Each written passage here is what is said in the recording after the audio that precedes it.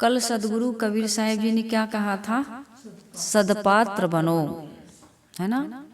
यदि सतपात्र बनोगे तो तुम्हें क्या मिलेगा? सत्य का मोती मिलेगा, सुख मिलेगा, शांति मिलेगी, प्रसन्नता मिलेगी, अमरता मिलेगी। लेकिन सतपात्र नहीं मिलोगे बनोगे तो कुछ भी मिलने वाला नहीं है। सदगुरु कबीर साहिब जी हाथ में कटोरा में खोवा भरकर जिज्ञासु का, सतपात्र का इंतजार करते हैं, प्रतीक्षा करते हैं कि आए तो उसे सत्य का बोध दें, जिससे उसके जीवन का दुख दूर हो जाए। कल हमने इस पर चर्चा सुनी। आज सदगुरु कबीर साहिब जी बहुत सुंदर साखी कह रहे हैं। आज की साखी में सदगुरु कबीर साहिब जी हमें यह बता रहे हैं कि जगत में दो सत्ताएं हैं। कितनी सत्ता? सत्ता दो हैं। सत्ता का अर्थ क्या होता है? सत्ता का अर्थ क्या होता है? हम बता दें कि जगत में दो सत्ता हैं तो ठीक है, बताएंगे सत्ता का अर्थ क्या होता है। सत्ता का अर्थ होता है अस्तित्व। अस्तित्व, दो चीजों का अस्तित्व है इस संसार में। कोई भी कहे, बड़े से बड़े महापुरुष कहें, धर्म ग्रंथ कहें, कोई भी दर्शन कहे कि सत्ता केवल एक तत्व की है इस संसार में, तो वो गलत है। इस संसार में दो तत्वों की सत्ता है, जिसे एक को जड़ कहते हैं और दूसरे को चेतन कहते हैं। इतने दिन से अपन सदगुरु कबीर साहिब जी के विचार सुन रहे हैं। ये हमारे विवेक विचार में या समझ में आना चाहिए कि संसार में दो ही सत्ताएं हैं, एक जड़ और दूसरा चेतन, जिसके विषय में हम चर्चा करेंगे। स्पष्ट रूप से इसके विषय में जाने बिना, जड़ चेतन की ग्रंथि को समझे बिना, खोले बिना, परखे बिना और इससे पृथक होकर अद्वैत में आए बिना हमारा कल्याण या दुखों की निवृत्ति नहीं हो सकती है। तो सदगुरु कबीर साहिब जी कह रहे हैं जगत सत्ता और आत्म सत्ता का बोध अत्यंत आवश्यक है। साहिब जी के सामने कोई ऐसा व्यक्ति गया हो जो अद्वैत ब्रह्म को मानता हो, या और भी बहुत सारे सिद्धांत हैं हमारे दर्शन में, कई प्रकार के महापुरुष हुए, तो सदगुरु कबीर साहिब जी ने उसको स्पष्ट किया और कहा कि एक कहो तो है नहीं। यदि कोई कहे कि संसार में एक तत्व है ना, दूसरा कोई तत्व नहीं है, ब्रह्म के अलावा संसार में कोई दूसरा अस्तित्व है ही नहीं, ये जगत भी ब्रह्ममय है, जगत क्या है? ब्रह्म की परछाई है, कोई ऐसा कहे तो सदगुरु कबीर साहिब जी ने कहा भाई जगत परछाई ब्रह्म की, ऐसा कहना भी हमारे जीवन में भ्रम का द्योतक है, ये भ्रम है हमारे मन में। सदगुरु कबीर साहिब जी कह रहे हैं एक कहो तो है नहीं और दो एक कहो तो गारी। यदि मैं कहता हूं कि दो है, दो तत्व हैं, दो सत्ताएं हैं, तो ये भी गाली है। यदि मैं यह कहूं कि तत्व एक है तो वैसा है नहीं, परंतु यदि कहूं कि जीव का आश्रय स्थल कोई दूसरा है तो यह भी अनुचित बात है। इस प्रकार से दो नहीं समझना है। किस प्रकार से? कि जीव और ब्रह्म अलग अलग है, जगत और ब्रह्म तो अलग अलग है, अर्थात जीव और ब्रह्म जगत अलग अलग है। जीव और जगत, जीव से बड़ा ब्रह्म कोई नहीं। जीवे ब्रह्मे न परा, मतलब जीव से अलग कोई ब्रह्म नहीं है। जीव ही शिव है, जीव ही ईश्वर है, ब्रह्म है, परमात्मा है। इससे बड़ा, जीव से बड़ा कोई ईश्वर ब्रह्म परमात्मा इस संसार में उसकी सत्ता समझ में नहीं आती, देखने में नहीं आती। वो परोक्ष में जरूर है, परोक्ष मतलब मन की कल्पनाओं में, लेकिन प्रत्यक्ष में वो समझ में नहीं आता। प्रत्यक्ष में तो ये संसार ही दिख रहा है। अपरोक्ष अपनी आत्मा के अलावा और किसी चीज की अनुभूति होती नहीं है। और जो व्यक्ति अपने आप को नहीं जान पाता है वो परमात्मा को भी प्राप्त नहीं कर पाता, क्योंकि अपने से बाहर परमात्मा उसकी सत्ता है ही नहीं। तो तो इस प्रकार से सदगुरु कबीर साहिब जी कह रहे, दोए कहो तो गारी, जीव और ब्रह्म अलग अलग है। यदि मैं ऐसा मान लूं तो ये क्या है, गारी देना है, गाली देना है, अनुचित बात है। कहीं कबीर विचारी, जैसा है तैसा कह दूं, और मैं कहता ही हूं। ये विचार की बात है, विवेक की बात है, समझदारी की बात है जैसा रहे तैसा कहीं कबीर विचारी। आदमी विचार नहीं करता है, विवेक नहीं करता है, इसलिए कबीर साहिब जी कहते हैं कि विचार पूर्वक मैं कहता हूँ, जैसी वास्तविकता है वैसी दशा में यदि स्थित होगे तो जीवन में तुम्हें कुछ प्राप्त होगा, और यदि जैसा नहीं है वैसा सोचोगे, वैसा बोलोगे, वैसा बताओगे, लोगों को भटकाओगे और भटकोगे, तो कुछ भी हासिल होने वाला नहीं है।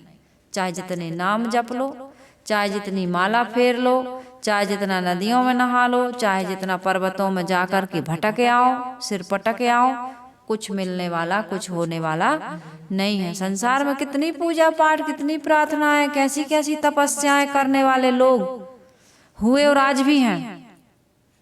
कितने भक्तों के फोन आते हैं कि हमने 5 नाम जपे, 7 नाम जपे, इस प्रकार की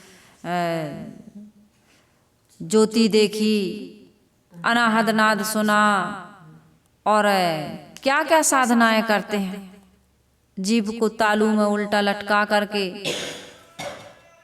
और वो करते हैं, क्या करते हैं, वो अमृत रस झरना कहते हैं कि वो लार टपकती उसको पीते हैं। ये सारी साधनाएं जो हठ योग की साधना है, हम लोगों ने तो की नहीं, तो हम लोग तो ज़्यादा इसके बारे में जानते नहीं, क्योंकि हम लोगों को सदगुरु कबीर साहिब जी का जो मार्ग मिला, जिसको कहते हैं राजमार्ग, राजयोग, सहज समाधि, संतोष सहज समाधि भली। साहिब ने तो कहा, आंख न मूंदूं, कान न रूंदूं, काया कष्ट न धारो, और खुले नैन हंस हंस पहचानो, सुंदर रूप निहारो। खुले नैन से, विवेक विचार से देखने से पता चलता है कि हमारा ईश्वर, हमारा ब्रह्म, हमारा परमात्मा हमसे बाहर नहीं है। मेरी स्थिति मुझसे बाहर कहाँ हो सकती है, बताओ। मेरा सुख, मेरी शांति, मेरी अमरता मुझसे अलग थोड़ी है, लेकिन लोगों ने अलग बता दिया।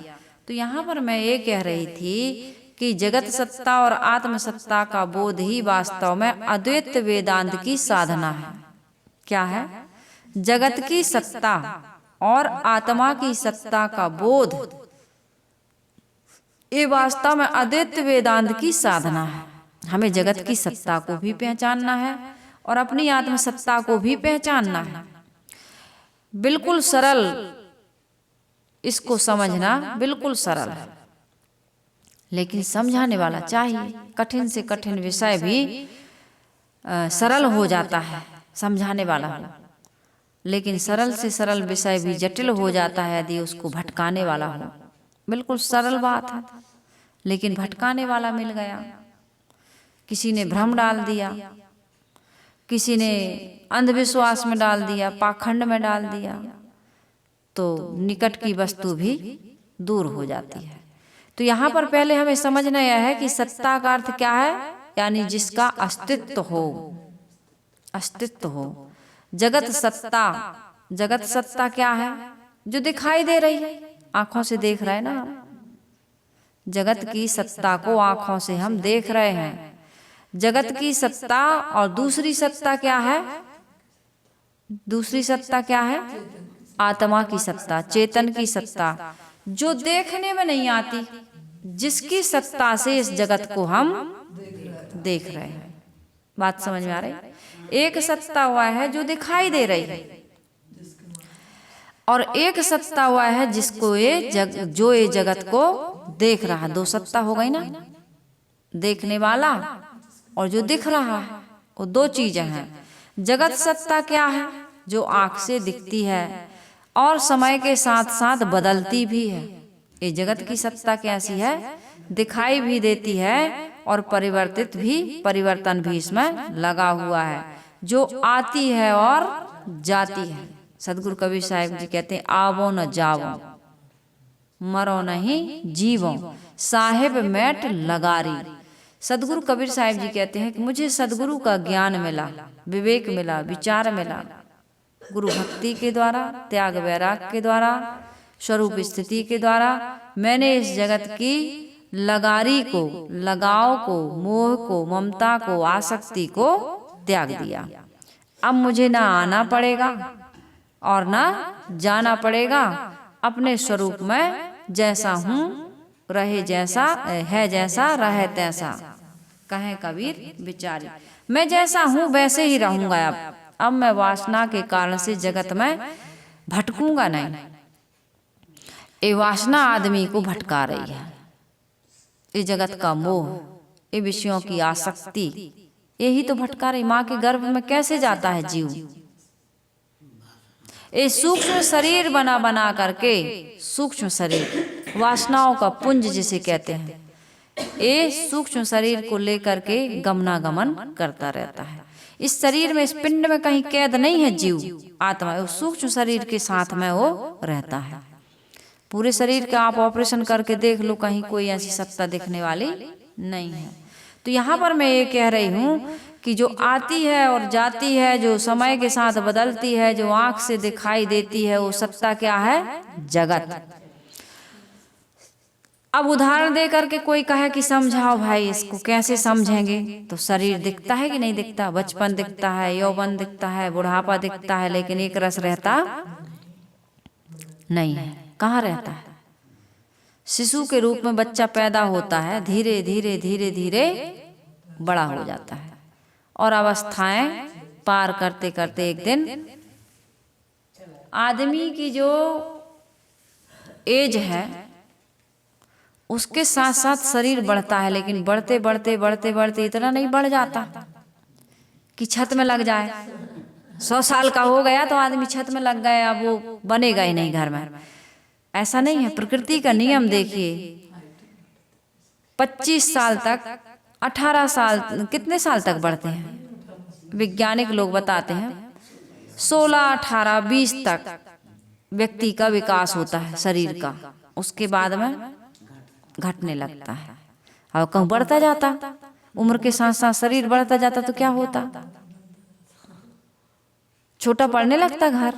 तो हमेशा हम लोग घर ही या तो इतना बड़ा बनाते, दरवाजे इतने बड़े बनाते, 5 फीट के दरवाजे, 7 फीट के दरवाजे से 5 फीट का आदमी कैसे निकलता? तो ऐसा है, बढ़ते बढ़ते घटने लगता है। एक माता जी का फोन आया, मैंने कहा आपकी बेटी तो आपसे ऊंची हो गई। कहा हाँ साहब जी ऊंची हो गई, हमारी हाइट इतनी इंच है, हमारी बेटी की इतनी इंच है और 1 इंच हमारी हाइट कम गई। तो मैंने कहा 1 इंच हम लोगों की हाइट कम भी जाती है? बोले हाँ साहब जी। बुढ़ापा जब आने लगता है तो शरीर जब बूढ़ा होता है तो आदमी की हाइट कम जाती है, बॉडी कम जाती है, वजन कम जाता ना, तो हाइट भी कमती है, हाइट भी कम जाती है। तो मैंने ये कहा भाई बचपन, यौवन, बुढ़ापा, सुख दुख, संबंध, मान अपमान, धन, पद, यश परिवर्तनशील है, इसलिए असली सत्ता ये नहीं है।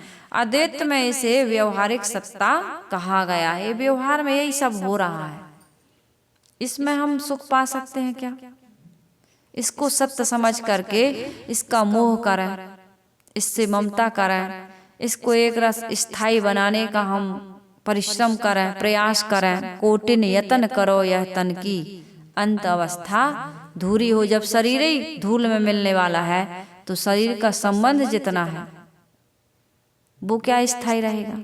साधन ही नहीं है। अब जिस शरीर से हम जगत की आसक्ति, मोह, ममता या संबंध बनाते हैं वो शरीर ही नहीं, साधन ही नहीं। आदमी गया कि आदमी का अस्तित्व, आदमी का जो कुछ अपना माना हुआ था सब कुछ खत्म। ऐसा चला जाता है आदमी कि ऐसे लगता है वो था ही नहीं। हमारे दादा बाबा परपाजों का पता नहीं चलता है और जो उठ कर चल देता है वह पुनः नहीं मिलता है। कि मिलता है? कभी नहीं। अभी अचानक यहाँ से उठ के चला जाए आदमी, कभी मिलने वाला नहीं है। तो आत्मसत्ता के बारे में जानिए, जो हमारा स्वरूप है। हम अकेले हैं, अद्वैत हैं, असंग हैं, अनमिल हैं और अमर भी हैं। अकेले हैं तो ऐसा न समझ जाना कि हम कमजोर हैं, भैया क्या करेंगे, हम तो अकेले। यही भय तो है आदमी को। हम अकेले होते हुए भी क्या हैं, क्या हैं, अमर हैं। हमारा कोई कुछ बिगाड़ नहीं सकता है, हमारी किसी प्रकार की कोई हानि नहीं हो सकती है। अजर हम, अमर हम, अखंडम, अनुपम, अहम शुद्ध चैतन्य ज्ञानस स्वरूपम। गीता में क्या कहा गया है? नैनम छिद्दन्ति शस्त्राणि, नैनम दहति पावका, न चैनम क्लेदन्तापो, न शोषति मारुता। दुनिया की कोई शक्ति हमारा किसी प्रकार से एक बाल भी बांका नहीं कर सकता। किसका? अपने स्वरूप का, अपनी आत्मा का। ये जो बाहर का जो मिल रहा छुट रहा है, मकान, दुकान, जमीन, जायदाद, रुपए, पैसे, परिवार के लोग, ये तो ऐसे ही हैं बनने बिगड़ने वाले। कैसे हैं ये? नाशवान, क्षणभंगुर, अस्थायी, अनित्य, अनात्म, अशुचि जिनको कहा गया है।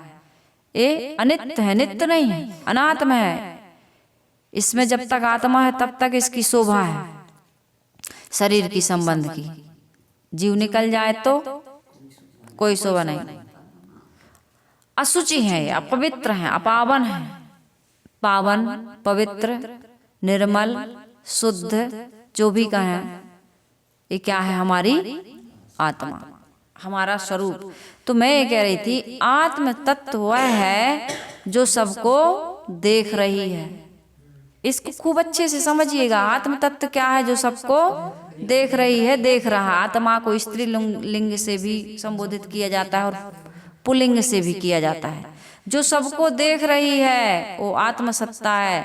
जो कभी बदलती नहीं है वो आत्मसत्ता है। जो सब समय उपस्थित रहती है वो आत्मसत्ता है। और वो है कैसी? अजर, अमर, अखंड है। उसके बारे में एक मंत्र है, अरोरणियाम महतो मह्याम, आत्मस्य जंतो महतो गुहायाम, तमक्रतु पश्यति बीत शोको धातु, प्रसादान महिमान आत्मना। वो आत्मा कैसी है? मेरा स्वरूप कैसा है? मैं कैसी हूँ? मैं कैसा हूँ? हमें ये पता होना चाहिए कि आत्मा का स्वरूप अत्यंत सूक्ष्म है, अणु से अणु, अणु से अणु। वो किसी भी दूरदर्शी से, पारदर्शी से देखा नहीं जा सकता, लेकिन उसी की सत्ता से सब कुछ देखा जा रहा है। तो वो कैसा है? अणोरणियान महतो महियान। अणु में अणु से अणु है वो, और महिमा में महान से महान है। उसके बिना इस संसार में कुछ भी नहीं है। यदि आप कहो कि आत्मा के बिना कोई अस्तित्व हो इस संसार को जानने का, समझने का, इसको भोगने का, तो कुछ भी नहीं है। शरीर से निकल जाने दो आत्मा, फिर आप न सूंघ सकते हो। चाहे जितने बड़े बगीचा में, जितने बड़े तुम गंधी के पास बैठे हो, इत्र बेचने वाले के पास, कुछ भी नहीं सूंघ सकते। नाक है शरीर की, शरीर रहेगा, नाक रहेगी, लेकिन सूंघ नहीं पाओगे। आंख रहेगी लेकिन कोई सुंदरता देख नहीं पाओगे। कान रहेंगे लेकिन कोई शब्द सुन नहीं पाएंगे। कि सुन लोगे? कोई सत्ता हो आप लोगों के पास, सुन लो। है? और कोई ऐसा संसार का व्यक्ति नहीं जो एक बार निकली हुई आत्मा को इसी शरीर में ला दे। ऐसा कुछ भी नहीं है। तो मैं कह रही थी, अरोरणियान महतो महियान, अणु से अणु, महीन से महीन, लेकिन महिमा में महान से महान है।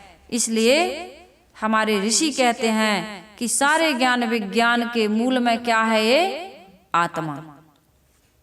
इसके समान कोई नहीं। इससे महान की बात तो छोड़ दो। हाँ, जीव को कभी न कहो तुच्छ है, अंश है, प्रतिबिंब है, कठपुतली है, ये कभी न कहना। ऐसा कहने वाले का कभी उद्धार नहीं हो सकता है। जो अपने को तुच्छ कह रहा है, अपने को अंश या प्रतिबिंब कह रहा है, अपने को कठपुतली कह रहा है, उस जीव का कभी कल्याण नहीं हो सकता। अपने कल्याण अकल्याण का जिम्मा किसके ऊपर है? स्वयं के ऊपर। कोई अलग से सत्ता ऐसी नहीं है जो हमारा कल्याण कर दे या हमारा पतन कर दे। आदमी स्वयं कर्म करोत्तात्मा स्वयं तत्फलमस्मुते स्वयं भ्रमति संसारे स्वयं तस्मात् मुच्यते। आदमी स्वयं कर्म करता है, स्वयं उसका फल पाता है, स्वयं बंधन बनाता है। और यदि समझ हो जाए, ज्ञान हो जाए, विवेक मिल जाए, विचार जग जाए, विचार मिल जाए, विवेक जग जाए, तो क्या होगा? अपना आत्म कल्याण आदमी करता है। जिसे महात्मा बुद्ध ने किया, सदगुरु कबीर ने किया, महावीर ने किया, संसार के अन्य महापुरुषों ने किया, संतों ने, साध्वियों ने अपने पुरुषार्थ से किया। अवतारवाद गलत है, उत्तारवाद सिद्धांत सही है। धीरे धीरे धीरे धीरे हमको आत्म उन्मुख होना चाहिए। हम क्या है? विषयी बन गए, विषय लंपट, संसार के मोही, विषयों के भोगी। हम त्यागी नहीं बन पाए, इंद्रिय जयी नहीं बन पाए, मनोजयी नहीं बन पाए। इसलिए अधोगमन में, अधोगति में हमारी दुर्गति हो रही। कमर के नीचे की जितनी भी इंद्रियां हैं, क्या हैं? अधोगति वाली है। शरीर भर का मैला जहां से निकलता है, उन्हीं इंद्रियों के भोगों में जीव पड़ा हुआ है। तो नरक का कीड़ा बनेगा कि नहीं बनेगा? माँ के गर्भ में जाएगा कि नहीं जाएगा? अन्न खानियों में भटकेगा कि नहीं भटकेगा? भाई जो करोगे वही तो पाओगे। कर्म प्रधान विश्व रचि राखा, और जो जस करहि सो तस फल चाखा। है चाखा, वही फल चखोगे जिसका पेड़ बोओगे, जो सींचोगे, जो बोओगे, लगाओगे, सींचोगे, उसी का फल तो पाओगे, अलग से पा जाओगे। कर्म करोगे गंदा और जाओगे गंगा में नहाने, गंगा मैया क्या करेंगी? गंगा मैया क्या करेगी? तो यहां मैं कह रही थी, अरोरणियान महतो महियान आत्मस्य जंतो महतो गुहायाम। वो आत्मा कैसी है? महिमा में महान से महान है। मैं अपने आप का साक्षात्कार फिर क्यों नहीं कर पाती हूँ? क्यों नहीं कर पाता हूँ? मैं इतना महान हूँ, मेरी सत्ता सारी सत्ताओं से श्रेष्ठ है, तो मैं अपने आप का दर्शन क्यों नहीं कर पा रही हूँ? सभी देहधारियों के शरीर में, हृदय में वो आत्मा विद्यमान है, फिर भी उसका मैं अनुभव नहीं कर पा रही हूँ। मेरे अंदर भी है, तो मैं उसका अनुभव क्यों नहीं कर पा रही हूँ? उसका साक्षात्कार क्यों नहीं कर पा रही हूँ? क्योंकि संसार के कर्म प्रपंचों में, दुनिया के भोगों के गोरख धंधे में मैं पड़ी हुई हूँ। इसने मेरी निंदा कर दी, अपमान कर दिया, इसने मेरी हानि कर दी, इसने मुझे अपमानित कर दिया। दुनिया के द्वंद्वों में हम पिस रहे हैं। देह को मैं मानना सबसे बड़ा ये पाप है। सब पाप इसके पुत्र हैं, सब पाप का ये बाप है। हम देह अभिमान में पड़े हुए हैं, देह बुद्धि बनी हुई है। जिन महापुरुषों ने देह बुद्धि से ऊपर उठकर आत्म बुद्धि बनाई, उन्हें जगत के हर्ष शोक से वो पार हो गए। वो मान अपमान से अलग हो गए, ऊपर हो गए। हानि लाभ हर्ष शोक उनको व्यापते नहीं। तुम सोचो कि संसार में ये हर्ष शोक और हानि लाभ के द्वंद्व समाप्त हो जाएंगे? होने वाले नहीं। कहते हैं एक व्यक्ति था, घोड़ा पर बैठकर जा रहा था, घोड़े को प्यास लगी। तो बहुत पुराने समय की बात है, रहट चल रही थी, रहट से पानी निकलता था पहले। ये कहाँ बिजली, स्टार्टर, मोटर, पाइप, पंप ये सब कुछ नहीं थे। तो उसने बरहा बना हुआ था, नाली, उसमें पानी बह रहा था। तो वो गया वहां पर जहां से कुआं से पानी निकाल रहा था वो किसान। भाई साहब, मेरे घोड़े को प्यास लगी, पानी पिला सकता हूँ? बोले बिल्कुल पिला लो भाई, खेत में पला रहे हैं, घोड़ा को भी पानी पिलाओ। तो रहट की चरर मरर में वो घोड़ा बिदक करके भाग जाता था। जैसे ही रहट चलती थी वो पानी आता था तो पी नहीं पाता था। तो किसान, उस घुड़सवार ने किसान से कहा कि भाई थोड़ा रहट बंद कर दो, घोड़ा बिदक रहा है, इस रहट की आवाज से वो पानी नहीं पी पा रहा है। उस किसान ने कहा कि रहट बंद करूंगा तो पानी भी बंद हो जाएगा, रहट चलती रहेगी तभी तो पानी आएगा। और घोड़े की लगाम पकड़ कर रखो और घोड़े को पानी पिलाओ। यदि इस रहट की चरर मरर में घोड़ा पानी पी लेगा तो प्यास बुझ जाएगी, और यदि वो कहेगा कि रहट बंद हो जाए तब पानी पिएंगे तो प्यासा मर जाएगा, पानी पी नहीं पाएगा। तो संत गुरुजन हमें यही बताते हैं कि ये संसार के द्वंद्वों को हम रोक नहीं सकते हैं। द्वंद्व मुक्त जीवन हमारा तभी बन सकता है जब इसके प्रति हमारा उदासीनता का भाव आ जाए, तभी हमें अपने आत्म साक्षात्कार हो सकता है। जब गोरख धंधे में हम पड़े रहेंगे, संसार के व्यवहार लेते हुए भी भोगों का त्याग करके माया जाल कर्म विस्तार का त्याग हम नहीं कर पाएंगे तो हम आत्मज्ञान आत्म स्थिति अमरता को प्राप्त नहीं कर पाएंगे। इसके साथ हमें करना क्या है? बीत शोक होना है। बीत शोक संसार के हानि लाभ के द्वंद्वों में पिसना नहीं है, ये तो लगा रहता है, किसके जीवन में नहीं लगा है? सर्वे क्षमता निचया पतनांता समुच्चया संयोगा विप्रयोगांता मरणांतम चा जीवितम, ये लगा रहता है। संयोग का वियोग, जन्म की मृत्यु, उन्नतियों का पतन, ये होता रहता है। इसको कोई रोक नहीं सकता है, और इससे मन को ऊपर उठा लेता है, जो कहता है ये तो संसार का स्वभाव, ये तो हो रहा है, इसमें मुझे पचना नहीं है। तो द्वंद्वों से ऊपर उठकर जो व्यक्ति वीत शोक हो जाता है, संसार के हानि लाभ जिसको स्वप्नवत लगने लगते हैं, जो अपनी मनोवृत्ति को एक रस कर लेता है, उस व्यक्ति का कल्याण हो जाता है। उसे आत्म साक्षात्कार कहते हैं, उसे मोक्ष कहते हैं, कल्याण कहते हैं, निर्वाण कहते हैं। और ऐसा व्यक्ति ही संसार में पूजनीय हो जाता है। तो ऐसा हमको जीवन में लाभ कमाना है। यदि हम इस प्रकार से नहीं बन पा रहे हैं तो अपनी आत्मा का बोध या आत्म स्थिति को हम प्राप्त नहीं कर सकते हैं। आप सभी, हम सभी ये जानते हैं कि आँख को नहीं, मन को नहीं, आँख को नहीं बदलना है, मन को, मन बदल रहा है, शरीर को वह जड़ बदल रहा है, जो जान रहा है वही आत्मा है। हमें आँख को थोड़ी बदलना है, दृष्टि बदलना है। हमें मन को नहीं बदलना है, मन बदलना है। मन, मन कैसे बदलोगे?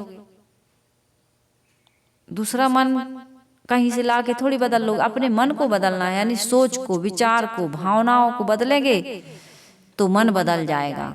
तो जान रहा है वही आत्मा है। बोध प्राप्त कैसे होगा? दृष्टा दृश्य का विवेक करना होगा हमको। दिन में बार बार देखें, यह दिख रहा है, यह जगत है, जगत की सत्ता है, जो दिख रहा है बार बार याद करना। अभी बटरा तोड़ने जाओ कि घर का काम करो, कि झाड़ू लगाओ, कि पोछा लगाओ, कि बर्तन मांजो, कि बच्चे की टट्टी साफ करो, कि पति को भोजन कराओ, कोई भी काम करो, नहाते धोते खाते पीते उठत बैठत कबहू न छूटे ऐसी तारी लागी। ऐसी तारी लगाना, ये हमेशा ध्यान रखना कि जो दिख रहा है वो जगत है। और जगत कैसा है? बदलने वाला है, छूटने वाला है। इसमें दुख के, सुख के, हानि के, लाभ के, हर्ष के, सुख के द्वंद्व हमेशा तरंगों की तरह है। जैसे जल में तरंग उठा करती हैं, ये जल की तरंग को रोक नहीं सकते हैं, इसी प्रकार से संसार के स्वभाव को हम बदल नहीं सकते हैं। इसमें तो हानि लाभ, हर्ष, शोक, जन्म मृत्यु लगा हुआ है। लेकिन मेरी सत्ता का याद करते रहना, अपनी सत्ता को याद करते रहना। आत्म सत्ता कैसी है? जो कभी बदलती नहीं है। दुख दिख रहा है, आप दुख नहीं है। विचार दिख रहे हैं, आप विचार नहीं है। जो दिखे वह आप नहीं है। जिसे जो देख रहा है इन सबको, जो जान रहा है इन सबको, जो अनुभव कर रहा है इन सबका, वही मैं हूँ। मुझे उसी में स्थित होना है। स्वप्न में पूरा संसार था, जागने पर मिथ्या लगा। स्वप्न में भी पूरा संसार था कि नहीं था, लेकिन जाग गए तो संसार कैसा लगा? मिथ्या, झूठा हो गया। जो स्वप्न में देख रहा था वह कौन था, ये याद करो। मैं था, मैं स्वप्न देख रहा था। इसी प्रकार से संसार को देखने वाला कौन है? मैं हूं। आत्मसत्ता, आत्म अस्तित्व वही आत्मसत्ता है। मैं हूं पर टिकना है हम सबको। इस जगत में अपने मन को टिकाना नहीं है, क्योंकि ये स्थिर नहीं है। यहां से मन को हटाना पड़ता है। जो आकर्षण हमें आरंभ में होता है वो अंत तक बना नहीं रहता। गुलाब जामुन में बड़ा आकर्षण, एक खाए बहुत आनंद आया, बहुत आनंद। दूसरी खाए और ज्यादा आनंद आना था, लेकिन घट गया। पहली गुलाब जामुन में जो आनंद आता है, दूसरी गुलाब जामुन में आनंद आता है क्या? बोलो, नहीं आता, कम जाता है। एक खाए तो बड़ा आनंद, लेकिन जब दूसरा खाए तो आनंद बढ़ना था, 2 गुना होना था, लेकिन घट गया। तीसरी खाए तो 3 गुना होना था, लेकिन और ज्यादा घट गया। ये संसार कैसा है? चौथी दिए तो अरे भैया बस, कितना मीठा खाओगे, कितना खिलाओगे। पहली बार मिले किसी से व्यक्ति से बड़ा अच्छा लगा, दूसरी बार मिले, तीसरी बार मिले, चौथी बार अरे भैया बेकार है, ये आदमी में ये कमी है। कमी निकालने लगी, कमी दिखने लगी, निरस, रूखा, फीका हो गया। इस संसार का भोग और संसार कैसे? गन्ना को चूसने के समान। गन्ना जब हम चूसते हैं तो जब छील करके पहली बार गन्ना को चूसते हैं तो ज्यादा रस निकलता है। दूसरी बार और दबाएंगे दांत से तो कम निकलेगा। तीसरी बार और दबाएंगे तो और कम निकलेगा। और यदि दबाते ही रहें तो कब तक दबाओगे? छोही को फेंकोगे कि नहीं फेंकोगे? ऐसा ही ये संसार है। लेकिन आत्मा में ऐसा नहीं है। आत्मा का रस, आत्मा का अनुभव, आत्म स्थिति, आत्मानंद सदैव एक रस रहता है, वहां घटता बढ़ता नहीं है। इसलिए मुझे अपने आत्मा के स्वरूप का बोध प्राप्त करके उस आनंद की प्राप्ति करना है। मैं हूं, नाम रूप पद कथा हटा करके सिर्फ अस्तित्व बोध। कुछ ना सुनो, कुछ ना देखो, कुछ ना बोलो। बोलना कब बंद होता है? देखना कब बंद होता है? सुनना कब बंद होता है? जब मन उदास हो जाता है। उदास हुए बिना ये सारी चीजें रुकने वाली नहीं है।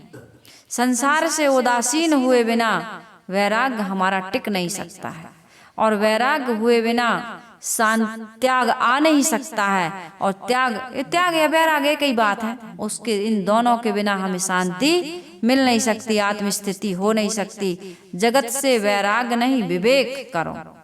जब विवेक जगेगा तब वैराग्य होगा। ऐसे बिना वैराग्य के तुम बिना विवेक के तुम वैराग्य कर लोगे ना तो फंस जाओगे। फिर से जगत की ओर तुम्हारा मन चला जाएगा। इसलिए जगत को सत्य मानने का भ्रम छोड़ना है। और जैसे हम मंच पर अभिनय करते हैं, हनुमान बन जाते हैं, राम बन जाते हैं, लड़का होते हुए भी लोग लड़की का पात्र करते हैं, सीता बन जाते हैं ना। तो ऐसे ही पात्र निभाओ। माँ का पात्र निभाओ बढ़िया से, पत्नी का निभाओ, बेटी का निभाओ, पिता का निभाओ, जो जहाँ है, गुरु का निभाओ, शिष्य का निभाओ। लेकिन अंदर से ये बोध रहे कि मैं ये सब कुछ नहीं हूँ। मुझे मंच पर क्या करना है? अच्छा पाठ अदा करना है। क्योंकि अब संसार में आ गए हैं तो किरदार तो निभाना पड़ेगा हमको। नहीं निभाओगी, माँ बन गई हो तो बेटी के लिए माँ का फर्ज तो निभाओगी, और बेटी हो तो माँ के लिए कुछ कर्तव्य तो करना ही पड़ेगा। ये हमारी मजबूरी है। यदि नहीं करोगे तो फिर समाज की व्यवस्था ठीक से नहीं चल सकती। कुछ तो करोगे, बिना किए तो रह नहीं सकते हो। इसलिए मंच पर अभिनय करने के समान जो कलाकार मंच पर बढ़िया अभिनय करता है, तालियों की गड़गड़ाहट से उसको सराहा जाता है, इनाम भी मिलता है। इसी प्रकार से हम सबको क्या करना है? भीतर से जानना है कि यह मैं नाटक कर रही हूँ। ये पूरा संसार क्या है? रंगमंच है। और हम सब क्या हैं? कलाकार हैं। अपनी कलाकारी को बढ़िया से सबके साथ प्रस्तुत करना है, लेकिन मन से जानना है न हम है किसी के ना कोई हमारा, हमारे लिए तो हम ही हैं। कबीर की सीधी भाषा में, ज्यों नैनन में देखन हारा, त्यों घट घट में राम हमारा। सब घट में कौन बैठा हुआ है? राम। हृदय बसते ही राम ना जाना। देखने वाला कौन? राम। दिखने वाला क्या है? संसार। देखने वाला संसार और देखने वाला राम।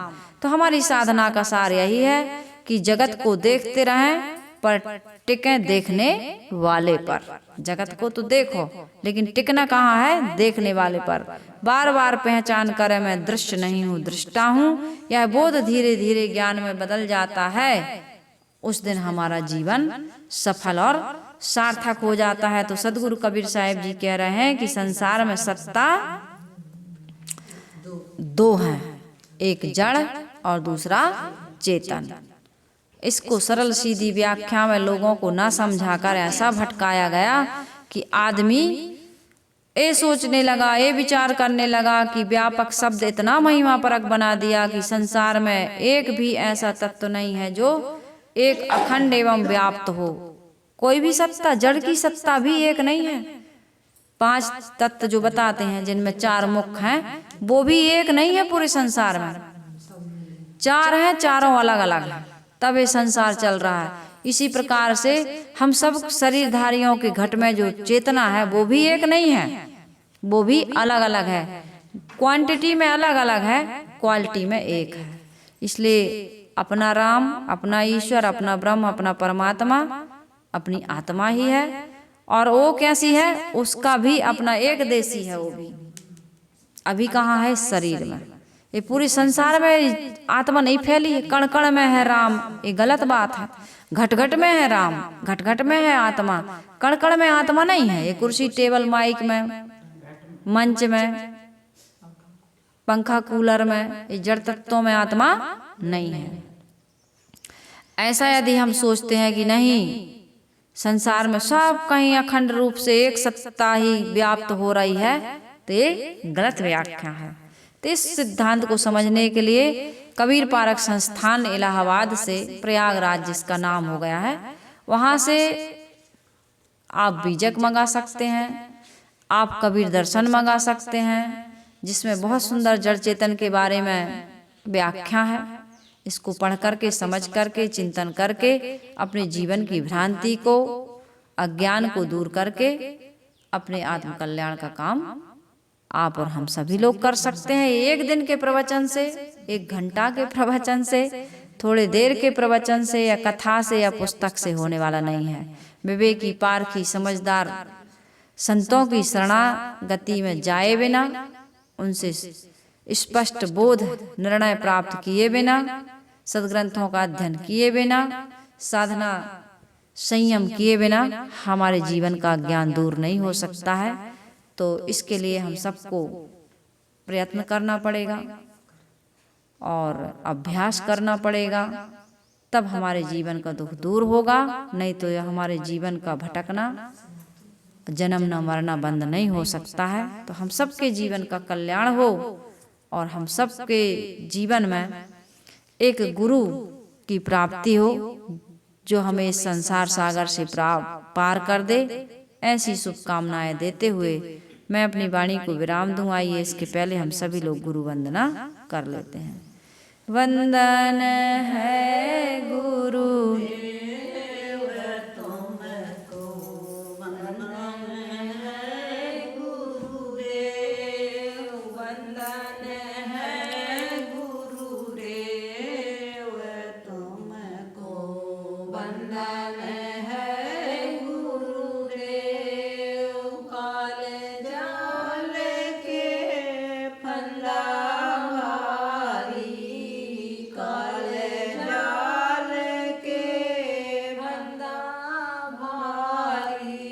परख लखायो भेव तुमको, परख खायो भेव तुम वंदन है गुरुदेव, वंदन है गुरुदेव तुमको, वंदन है गुरुदेव। वेद शास्त्र सब खोजत हारे, वेद शास्त्र सब खोजत मर्म न जानत केव तुमको, मर्म न जानत केव तुमको, वंदन है गुरुदेव, वंदन है गुरुदेव तुमको, वंदन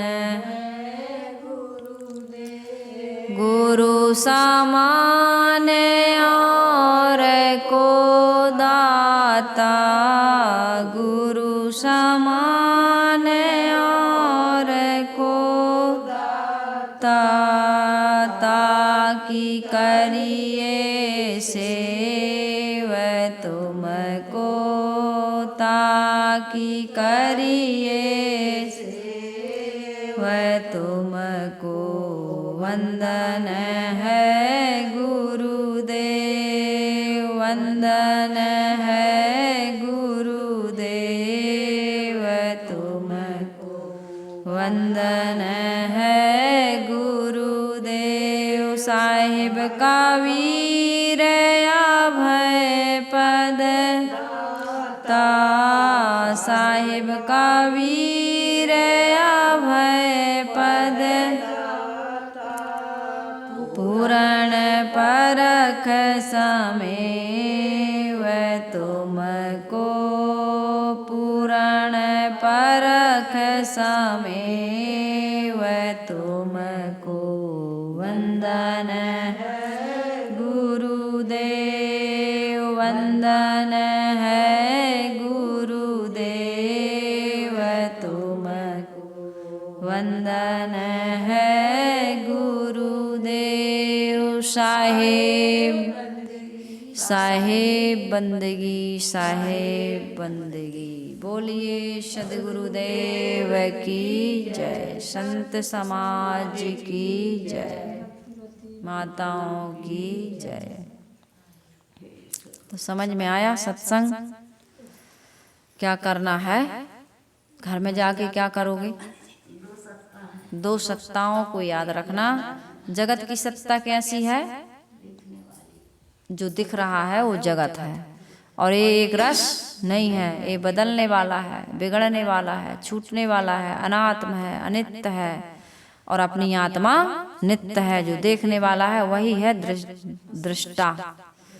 और जब जगत को हम दृष्टा के भाव से लेना शुरू कर देते हैं, अभ्यास बन जाता है कि मैं दृष्टा हूँ, दृश्य ये पूरा जगत है और इससे मेरा कोई नाता रिश्ता संबंध नहीं है, तो उसके बारे में सोचना विचारना बंद हो जाता है ना।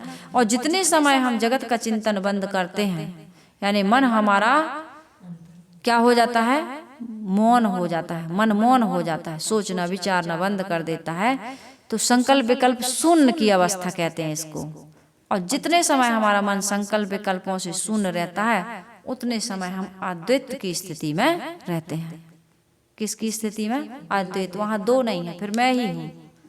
अब संसार का चिंतन हो रहा था, वो बंद हो गया, मन का व्यापार समाप्त हो गया, तो कहाँ आ गया मैं? अद्वैत स्थिति को प्राप्त हो गया। अद्वैत स्थिति अर्थात स्वरूप स्थिति, संकल्प शून्य अवस्था। क्योंकि संकल्पों से ही, स्मरणों से ही संसार में हम भटक रहे थे। तो ऐसी अवस्था को हमें रोज नित्य प्रतिदिन निरंतर बढ़ाते जाना है। संकल्प शून्य अवस्था में पहुंचने का रोज अभ्यास बनाए, तभी हमारा आत्म कल्याण हो सकता है। तो सभी का जीवन ऐसा बने। आइए हम सब लोग अब अपना अपना सुबह की दिनचर्या में लगते हैं। सत्संग के बाद जो व्यक्ति अपने कार्य क्षेत्र में उतरता है, क्योंकि सुबह क्या मिल गया उसको, आत्मा की खुराक मिल गई। अब दिन भर उसको हमको अभ्यास बनाना है, उसकी याद करना है, उसके अनुसार जीवन में आचरण करना है। तो हम सभी लोग यही काम करें और रोज सत्संग करें, नित्य प्रतिदिन करें, हर क्षण हर घड़ी इस सत्संग से जुड़े रहें। सुबह सुन लिए, दिन भर उसका चिंतन करना है, अभ्यास करना है। रात में एक बार फिर बैठकर बढ़िया से इस सत्संग को सुनिएगा, रिवीजन करिएगा, है ना। और फिर दिनों दिन अपने जीवन के कलमश को धो करके, मन के विकारों को धो करके, चंचलता को जीत करके अपने आत्मोद्धार के कार्य में लगना है। बोलिए सद्गुरुदेव की जय।